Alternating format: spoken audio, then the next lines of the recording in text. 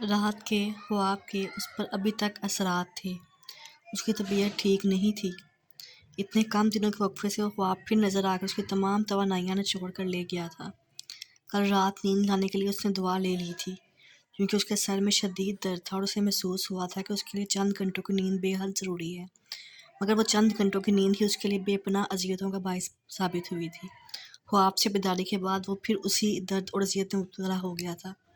وہ 32 سال کا بظاہر بہت صحت مند اور بھرپور مرد نظر آتا تھا، مگر اس کے ساتھ صحت کے کئی مسائل تھے۔ وہ ڈپریشن کا دائمی مریض تھا، اسے انزومنیا بے خوابی کی تکلیف لاحق تھی۔ اسے ڈراؤنے خواب آتے تھے اور یہ ڈراؤنے خواب اپنے ساتھ اس کے لیے مائیگرین کا درد لاتے تھے۔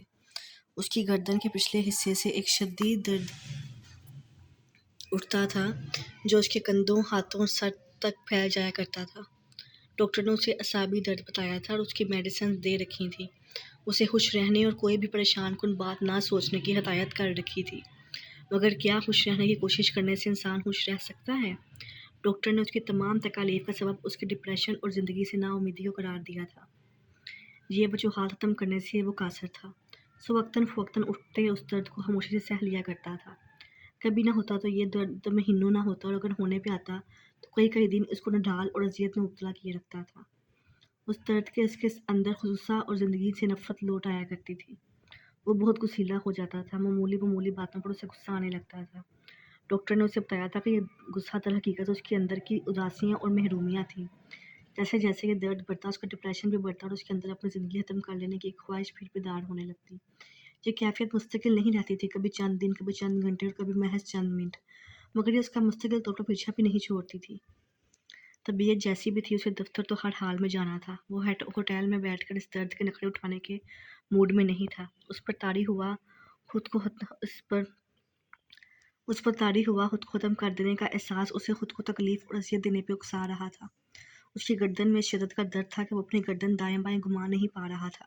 سر اس درد سے پھٹتا ہوا محسوس ہو رہا تھا، سانس جیسے کچھ کھینچ کر آ رہی تھی، مگر وہ روز کی طرح تیار ہو کر آفس جا رہا تھا۔ دفتر میں وہ کسی کو پتہ نہیں چلنے دے رہا تھا کہ اسے کتنی شدید تکلیف ہے۔ اسے گردن دائیں بائیں نہ گھماتا دیکھ کر زیادہ سے زیادہ کسی نے کچھ سوچا ہوگا تو یہی کہ رات سوتے میں اس کی گردن میں کوئی جھٹکا وٹکا آ گیا ہے۔ روبرٹو نے تو اس سے یہ بات پوچھ بھی لی تھی۔ ہاں، سوتے میں جھٹکا آ گیا تھا، اس نے روبرٹو کی بات کا اس سواد میں جواب دیا تھا۔ روبرٹو اپنی بیوی اور بچوں کے ساتھ 4-5 دنوں کے لیے گھومنے پھرنے وینس جا رہا تھا۔ تم بھی وینس ضرور جانا سکندر، اٹلی آئے ہو، وینس گھومے بغیر واپس چلے جاؤ گے تو تمہارا ٹرپ ادھورا رہ جائے گا۔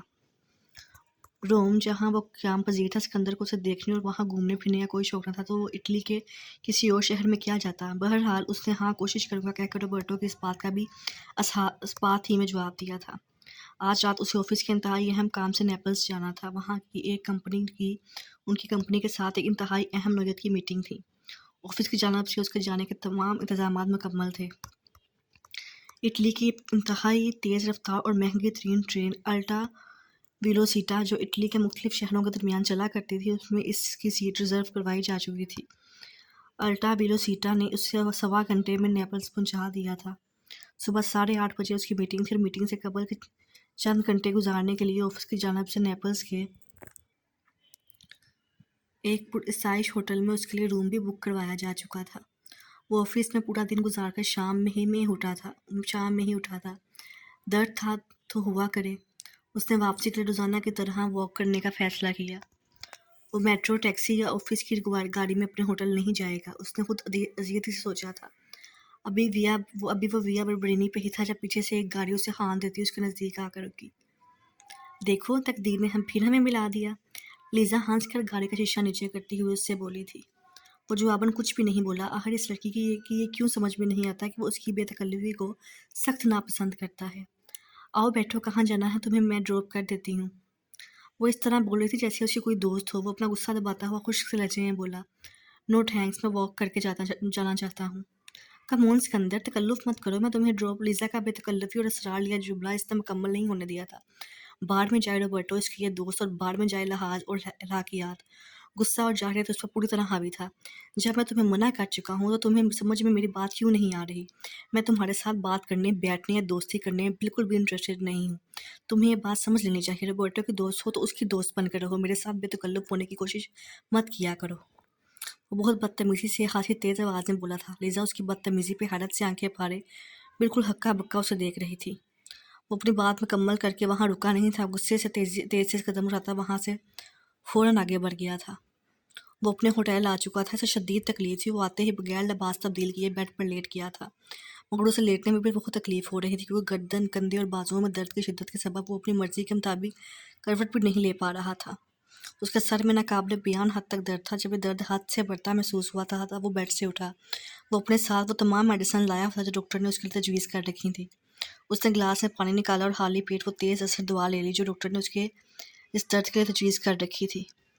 دعا لے کر وہ واپس بیڈ پر لیٹ گیا تھا۔ خود کو پرسکون کرنے کے لیے اس نے آنکھیں بند کر لی تھیں۔ اس دعا سے درد کم ہونے کے ساتھ ساتھ نیند بھی طاری ہوا کرتی تھی۔ تھوڑی دیر بعد اس نے خود پر نیند کا غلبہ محسوس کیا تو سوچا کہ اچھا ہے وہ تھوڑی دیر سو لے، ابھی اس کی روانگی میں 8 گھنٹے باقی ہیں۔ وہ سو کر اٹھے گا تو درد ختم نہیں بھی ہوا ہوگا تو کم ضرور ہو چکا ہوگا۔ اس کی آنکھ کھلی تو کمرہ مکمل طور پر اندھیرے میں ڈوبا ہوا تھا۔ وہ کتنی دیر سویا ہے اسے اندازہ نہیں ہو رہا تھا۔ مائیگرین میں کمی تھی مگر گردن اور کندھے کا درد اپنی جگہ برقرار تھا۔ اسے یاد آیا وہ آفس سے آ کر دوا لے کر سو گیا تھا۔ اس وقت چونکہ سورج غروب نہیں ہوا تھا، باہر سے روشنی آ رہی تھی، اس لیے اس نے کمرے کی لائٹس بھی آن نہیں کی تھی۔ ٹائم کیا ہوا ہے؟ اسے جانے کی بھی تو تیاری کرنی ہے۔ اس نے پاس رکھا موبائل اٹھا کر اس میں وقت دیکھا۔ صبح کے 4 بج رہے تھے، شاید وہ موبائل میں غلط ٹائم دیکھ رہا ہے۔ اس نے سائڈ ٹیبل پر رکھی گھڑی کی طرف دیکھا۔ صبح کے 4:02 اور اس کی ٹرین کو رات کے 1 بجے روانہ ہونا تھا۔ وہ گھبرا کر ایک دم ہی بیڈ پر اٹھ کے بیٹھا تھا۔ اس کی ٹرین مس ہو گئی۔ اب وہ وقت پر نیپلز کس طرح پہنچ پائے گا؟ وہ اس طرح کیسے سوتا رہ گیا؟ اسے دعا نہیں لینی چاہیے تھی۔ چند گھنٹوں کی تو بات ہی، برداشت کر لیتا درد۔ بہرحال جو ہو چکا تھا وہ تو ہو چکا تھا، اب اس کو فوری طور پر اس پریشانی کا کوئی حل ڈھونڈنا تھا۔ اسے فوری طور پر نیپلز پہنچنے کے لیے کوئی اور راستہ ڈھونڈنا تھا۔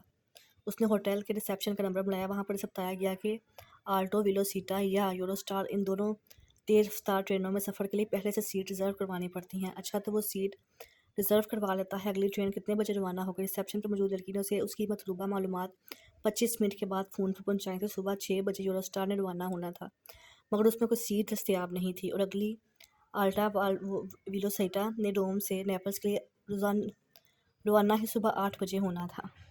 وہ حقیقتاً پریشان ہو گیا تھا۔ وہ سر دونوں ہاتھوں میں پکڑ کے بیٹھا تھا۔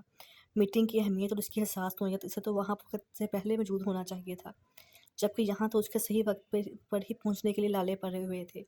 روبرٹو کے علاوہ اس کے پاس اپنے یہاں کے آفس یا کسی فرد کا کانٹیکٹ نمبر نہیں تھا۔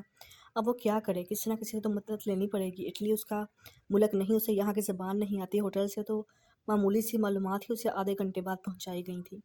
کیا پتہ کبھی تمہیں آرٹ میں دلچسپی ہو جائے اور تم مجھ سے کوئی پینٹنگ بنوانا چاہو۔ روبرٹو کے علاوہ اور کون اٹالین ہے جسے وہ جانتے ہیں، جس کا کانٹیکٹ نمبر اس کے پاس موجود ہے؟ اس نے ذہن دوڑانا شروع کیا تو یکدم ہی اسے 2 روز قبل لیزا کے ساتھ لنچ کرنا اور اس کا اسے اپنا فون نمبر دینا یاد آیا۔ اس نے وہ چیٹ کہاں رکھی تھی؟ پھینکی تو نہیں تھی، یہ اسے یاد تھا۔ ہاں، روبرٹو کے سامنے مروت ظاہر کرنے کو اس نے وہ چیٹ جیب سے اپنا والیٹ نکال کر اس میں رکھی تھی، یہ سوچ کر کہ باہر جا کے پھینک دے گا، مگر وہ اسے پھینکنا یاد ہی نہیں رہی تھی۔ وہ ایک دم ہی تیز رفتاری سے اٹھا۔ والیٹ اس کے کوٹ کے جیب میں تھا اور کوٹ صوفے میں پڑا تھا۔ اس نے جلدی سے والیٹ میز پر پورا کا پورا خالی کیا۔ اس میں سے وہ چٹ نکل آئی تھی، وہ لیزا کا موبائل نمبر تھا۔ اس نے تیز رفتاری سے وہ نمبر ڈائل کیا تھا۔ وہ نیپلز جلدی پہنچنے کا کوئی متبادل ذریعہ اس سے پوچھ لے گا، اس کا یہ تو یہ ملک ہے، وہ اسے ضرور کوئی متبادل بتا سکے گی۔ بیل جا رہی تھی مگر یہ ٹائم کیا اسے فون کرنے کا کوئی مناسب ٹائم ہے؟ اس نے گھڑی کی طرف دیکھا جو 4:45 بجا رہی تھی۔ وہ لیزا کا دوست نہیں، اس کا لیزا پہ ایسا کوئی حق نہیں کہ وہ اسے بے وقت فون کر کہا سکے، جبکہ گزشتہ شام وہ اسے کافی ٹھیک ٹھاک بدتمیزی بھی کر چکا ہے۔ اس خیال کے آنے کی دیر تھی، اس نے فوراً ہی لائن کاٹ دی تھی۔ نہیں، لیزا کو فون کرنا بالکل بھی مناسب نہیں ہے۔ ابھی اس نے لائن کاٹی ہی تھی کہ لیزا کے نمبر سے اس کے موبائل پر کال آنے لگی۔ اس نے فوراً ہی کال ریسیو کی تھی۔ ہیلو، وہ آہستگی سے بولا تھا۔ جواباً وہ اٹالین میں روانی سے کوئی جملہ بولی تھی، جو ظاہر ہے اس کی سمجھ میں نہیں آیا تھا۔ وہ جواباً انگریزی میں بولا تھا، لیزا یہ میں ہوں، سکندر۔ اوہ سکندر تم ہو؟ وہ جیسے انجانے نمبر سے کال کرنے والے کو اب شناخت کر پائی تھی۔ میرے پاس نامعلوم نمبر سے کال آئی اور پھر فوراً ہی کال کاٹ دی گئی۔ میں نے حیران ہو کر سوچا کون ہے اس ٹائم پر کال کرنے والا، کون ہے یہ چیک کرنے کے لیے وہی نمبر ملا لیا۔ وہ اپنے اسی مخصوص خوش اخلاق انداز میں بولی تھی، آئی ایم سوری، میں نے تمہیں غلط وقت پہ کال کی۔ کوئی بات نہیں، میں جاگی ہوئی ہی تھی۔ تم بتاؤ کیسے فون کیا تھا؟ کوئی پرابلم؟ وہ کل اس سے کتنی بدتمیزی سے پیش آ چکا ہے، اس بات کا ہلکا سا بھی اثر اس کے لہجے میں موجود نہیں تھا۔